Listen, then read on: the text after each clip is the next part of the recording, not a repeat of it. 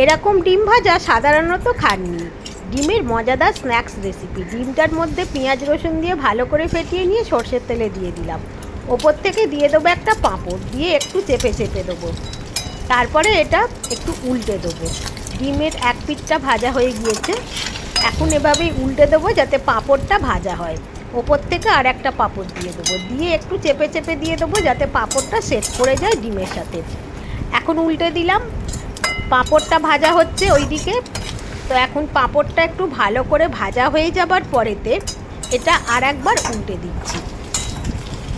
কিছুক্ষণ ওই পিঠটা ভাজার পরে এই দিকের পিঠের পাঁপড়টা একটু উল্টে দিতে হবে। এখন এটা আমি চেপে চেপে ভেজে নিচ্ছি আর পাঁপড়টাকে একটু উল্টে দিচ্ছি, আবারও উল্টে দেবো।